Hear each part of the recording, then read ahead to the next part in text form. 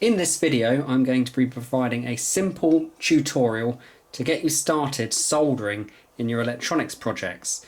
You may actually want to avoid soldering altogether and use some of these wire jumpers. We've got these, I believe they're called DuPont connectors.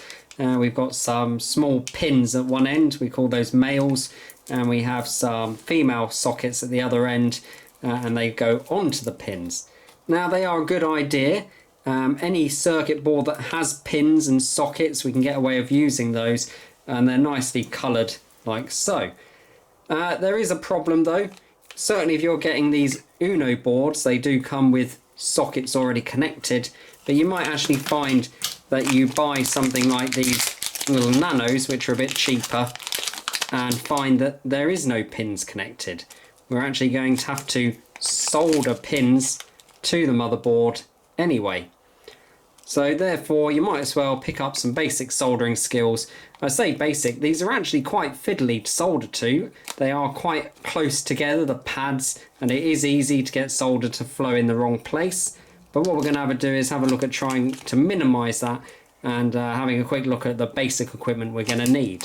So the first bit of equipment we're going to need is a soldering iron if we're going to do soldering, obviously. Here I have a mains powered soldering iron. If I turn it on, it's actually temperature controlled. We can set a temperature and we can see the current temperature. So it's set at 400 Celsius and this is going up 162 plus. Now it goes without saying 160 to 400 Celsius on here is really, really hot. So if you go grabbing the hot end, you will get burnt quite badly. So we need to avoid dropping this, we need to avoid handing it to someone, and we need to avoid thinking, is it hot? I'll touch it to find out. You could hover your hand over and you can feel considerable heat coming off the end of there. Whenever you're finished with it, it always wants to go back into its holder. You could of course go with a soldering iron like this. This is a gas refillable iron. We actually use a lighter to light the end, like so. The mantle at the end has a flame coming out of it. What will happen is that will get hotter and hotter and hotter, and eventually the flame will sink inside the mantle. You may need to turn the gas pressure down to get it to do so. It takes a while to warm up. Advantage of a gas soldering iron, of course, is soldering anywhere that you haven't got electricity. Disadvantage of a gas soldering iron is you do need to fill it up with butane gas, and there is no temperature control. They are very, very hot. So what you will find is you'll cook and burn sensitive component. So it is much better to go with a temperature controlled iron. The other thing to consider with a gas iron is it's incredibly hot, and even sitting it down on its little built-in stand, which is located here, doesn't actually lift the tip very far from the surface. And I have seen this one go down and actually melt a hole in a plastic surface. See how close my finger is to the heated element at this end. So you want to be careful with a gas soldering iron. The other thing to consider is they could explode if you puncture them, or if you left them in a hot car on a hot sunny day, they could actually pop open. So maybe, maybe not. The other option is of course a battery soldering iron. I don't actually have one here to show you, but you can get rechargeable irons now that run off USB or actually recharge, and they are a good option. They usually have some form of temperature control in them. The other items that you will need is probably a solder sucker. You might be able to get away from it. Essentially this is a sprung loaded suction device, and if we end up getting too much solder on a circuit board, we can actually load it by pressing that down, bring the nozzle down to some molten solder and suck the molten solder away. Very, very useful. Some people recommend using solder wick. We won't use solder wick in our examples. As well as the soldering iron, you're going to need some solder. You will also need some wires.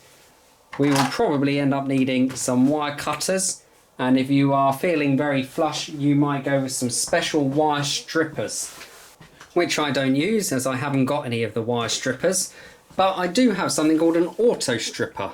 If you're doing a lot of this work, you might want something like this, but they do cost somewhere between 60 and 80 pounds, so probably not recommended unless you're going to be doing this job a lot.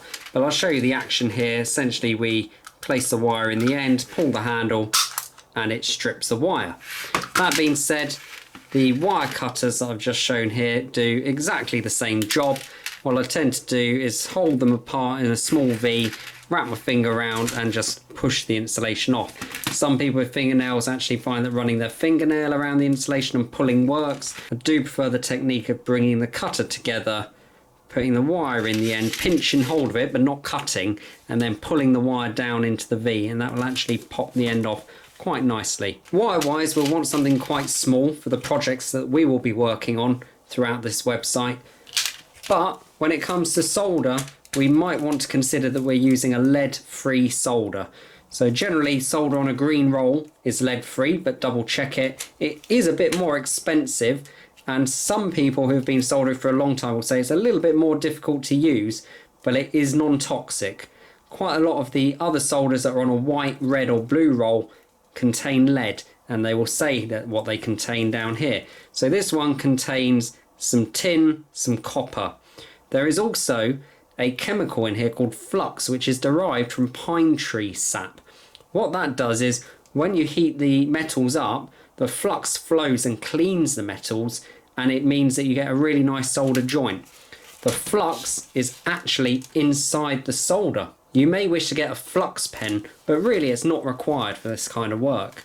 Here we see a selection of soldering tips. As you can see, they get progressively smaller. These ones on this side are quite large, including a soldering blade or a knife. Typically on this side, well, one of them's got away from us, let's tuck it there. This one on this side is very small indeed, and it has a little hook which allows us to get around corners. So they all have different uses. What you need to consider is that when you buy your soldering iron, some of the cheaper, bigger soldering irons have very large tips, and it may not be good for the kind of work we're going to do. And here's a board for comparison. We can see that this tip is way too big to be soldering these little tiny connections. Let's have a look at this one on this side. Much smaller tip. We'll be easily able to get the tip onto these little tiny connections that are about 1.5 millimeters wide. The next thing to consider with tips is when you buy them and they're brand new, they have a plating on the end of the tip. This plating is sensitive to corrosion, and essentially if you turn your soldering iron with a brand new tip and leave it to warm up, it will damage the end of the tip. The other thing that you shouldn't do is get sandpaper or a file and file the ends of the tips down. If you do, you basically destroy the tip. It will work okay, but you will now have to file it more and more often. The best thing to do when you get a new tip is turn the iron on, heat the tip up and apply solder. Now to demonstrate changing of a tip. In this particular iron, we undo a screw here. We take this housing off. The tip can then be removed, it's hopefully cold. We take the new tip, we slide it on, put the housing back on and do it up fairly tight because we don't want it rattling loose. Now, as mentioned, this is a brand new tip, so before we power the soldering iron on, we need to take care of our tip. So the first step of good tip care is to use your cleaning sponge. Sometimes you get a little metal mesh to clean with, but actually the damp sponge is good. Now what we'll do is we'll actually dip the sponge in a bit of water, squeeze it out, because we don't want water pouring everywhere. It just wants to be moderately damp. Bit more, squeeze it out. There we go, perfect. Place the cleaning sponge into the cleaning sponge holder. Second step is to turn your soldering iron on. At this point, the soldering iron tip will start to heat up and we need to prepare some solder. Take your soldering iron tip and gently rub the solder against the tip. Very soon you will see that the solder will melt and coat the end of the tip. We actually have a good coating of solder on the tip. Next step is to clean that solder off using our sponge. Just wipe it off. But before we put the soldering iron away, we need to recoat the tip. So apply a good amount of solder to the end of the tip, place it back in the holder, and the soldering iron is there ready and waiting for the next time it's used. The next time it's used, you may wish to clean the tip off before you use it, but you will probably want to recoat the tip with some solder.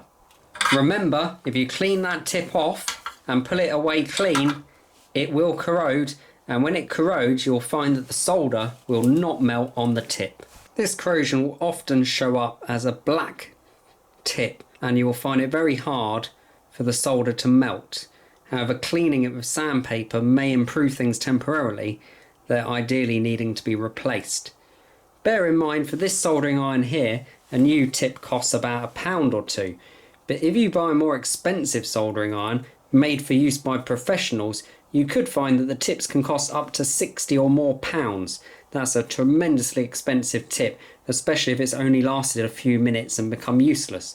So always make sure you take care of your soldering iron straight out of the packet. Also remember, a brand new soldering iron may produce a smell for a while. It may also smoke. Essentially it's oils on the end of this metal part burning off. You probably want to avoid breathing in smoke from your soldering iron, and when we do solder we will release a small amount of smoke, which is generally the flux burning off. You want to avoid inhaling that directly into your lungs. Prolonged exposure may cause irritation to your eyes, throat and mouth. It's best to do soldering in a well ventilated area, or even better, to use an extractor. An extractor will generally be a fan mounted at the back of the desk, which will suck smoke away from the area. Alternatively, just having good ventilation in the room by having windows and doors open improves air circulation and reduces the risk of a reaction from the smoke. That being said, remember that lead-free solder is a lot less dangerous than soldering of lead. If you are using lead, which you shouldn't be, you do need to take more care not to eat it, not to get it on your hands and then eat, not to get it on your hands and touch your mouth and eyes, and you really don't want to be inhaling the smoke from lead solder, because the temperatures here could be high enough, possibly, to actually vaporize some of the lead molecules, and the lead molecules could find themselves into your lungs, which would be really quite nasty. So try and avoid that. Okay, so we've got our soldering iron powered up. The tip is hot. We also have some fresh solder on the tip, which will keep our tip nice and healthy. Let's get to soldering our first components. In this example, we're going to be soldering some wires to an infrared sensor, and that infrared sensor will then be connected to one of our nano boards.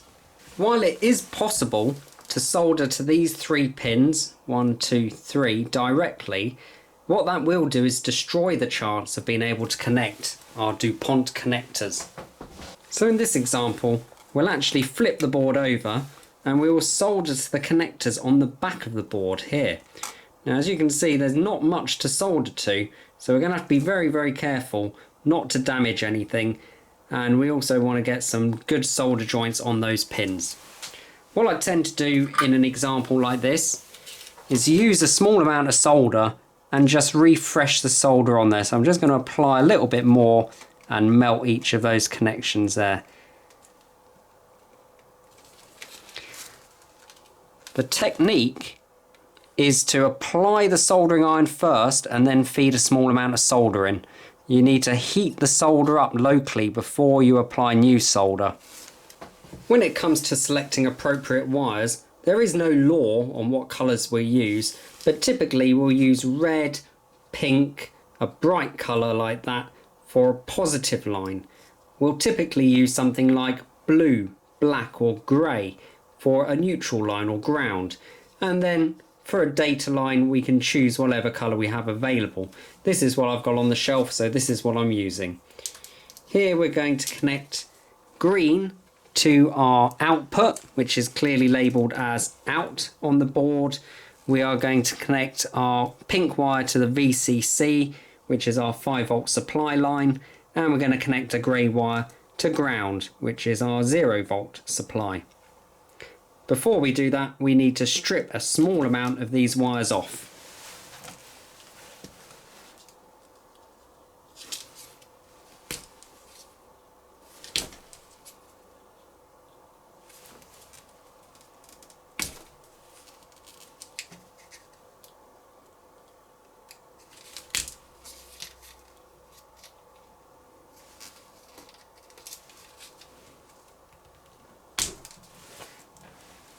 Notice how short the bare metal is on the end of these wires. It measures about 1 or 2 millimeter long. This is more than enough.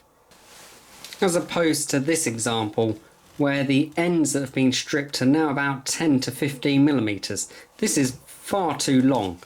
What will happen is when we solder to these connections, there'll be way too much bare metal to wobble about, and the chance of these coming into contact and touching is very, very high.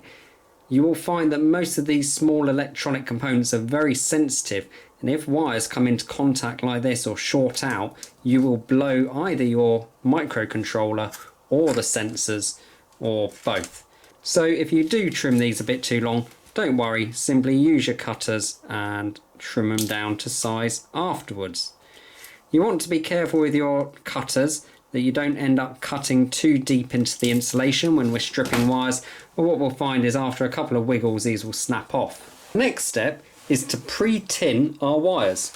Pre-tinning is simply the function of applying some solder to our wires before we try and solder them to our connection. So all I'm going to do is I'm going to bring the soldering iron tip underneath the wire, apply a bit of solder and watch it stick to the wire. Same again, apply the soldering iron, bit of solder, apply the soldering iron, feed a bit of solder. Notice that I've got quite a blob of solder on the end of my solder tip, but I did apply a bit more, and that's because applying a small amount more allows the flux to flow over the wire. At the moment there's no flux left on the end of the tip, it's in the solder wire. Now that our wires are tinned, we've also applied a generous amount of solder to the back. I say generous, they're not arced out, so it's a small amount really. What we'll do now is have a closer look at how we join these together.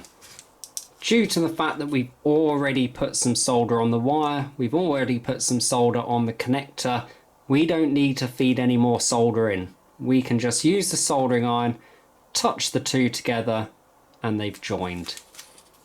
Now going to do the ground, and notice because these bare wires are so short, there is no risk that they're going to come into contact with each other. Apply the soldering tip like so, it's joined. If you're not happy with it, try again, but to be honest that looks fine. And then finally we're going to connect this ground out. We'll try and get a nice position on it. Oh, very fiddly really, so if this is moving about, use something to hold it down. Here I have my solder reel, and I'm just going to place it on my board and it will hold the board firm, so I can kind of push my wire on there and it doesn't wiggle about. You could also get a friend to help you, but if you haven't got a friend, a roll of wire works well. What we'll do is apply some there.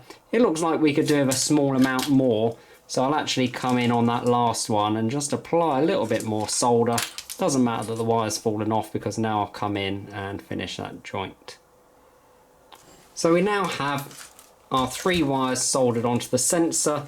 It's always good to double check your connections. So we've got pink to VCC, we've got grey to ground, and we have got green to out. What we can do is have a closer look at them, make sure they look good. They're not industrial, but they are good, and I've given it a little wiggle and they've not fallen off, which is always handy. And the other benefit of soldering them like this is if we do damage this sensor or blow the chip, it's very easy to remove these 3 wires again and add a new one in. Essentially we just touch the iron to it and lift the wire off, and we've got the wire free. You can stick the wire back on. Good. In the event that you apply too much solder and bridge your connections out, as we can see here I've on purposely joined 2 of these connections, you've got one of 2 choices. One here is to try and use your soldering iron like a knife to separate them. We can then clean that excess solder away onto our sponge. Or again, we may wish to use the solder sucker. So I'll reload it. What we're going to do this time is bring our solder sucker down to the joint, heat up the solder until it melts, and use that solder sucker to pull that solder away. As you can see, we didn't do it in one go, so I'm going back in again, pulling it again, and you can see we've now removed the excess solder. One thing to note, it should happen fairly quickly. You really only want the iron in contact with the board and the joint for about 3 to 5 seconds at the most. If you are down there for a long time and it's not sticking, you've got one of two problems. The connections are dirty, or your soldering iron is not hot enough, or possibly there is not a good flux in your solder. So if that's happening and you see that these insulations, the coloured plastics on the wire, are melting and burning and the wires are getting very hot, it's all getting too hot. Bear in mind, we're not going to do this, but if ever you need to solder these components on a tiny little board like this, these components are sensitive to heat and your soldering iron will cook and damage them. Okay, well that's all there is to it really. We've soldered 3 wires to our sensor. We're now going to look at the other end of the wire and we'll solder that to our Arduino. As we look at the Arduino, there's a lot of different pins on the top here. In this particular example, we're only going to connect 3, but it might be that actually you need to connect 15 or 20 wires. So what I would probably do if I was planning to connect a lot of wires is actually preload these connections with solder. Bear in mind, if you want to put pins in here later, you should use a different technique. You'll need to solder the pins in now. If you put solder on one of these connectors and fill it up, you will need to use something like a solder sucker to remove the solder. So what we'll do now is try and remove that solder, and it's a bit tricky. We need to heat the pad up, bring the solder sucker in and fire the solder sucker, and you can see we've sucked that solder away. I'm going to continue and tin these. So I'm going to put my finger on the board, hold it in place. I'm going to bring the iron down, heat it up, feed a bit of solder in. Iron down, heat it up. And you see I'm putting the iron quite firmly in contact with this little metal pad or this little metal ring. And once it's firmly in contact, I feed the solder underneath the tip towards the pad. And if it's all nice and hot, the solder will stick. If it's not hot enough, it won't stick.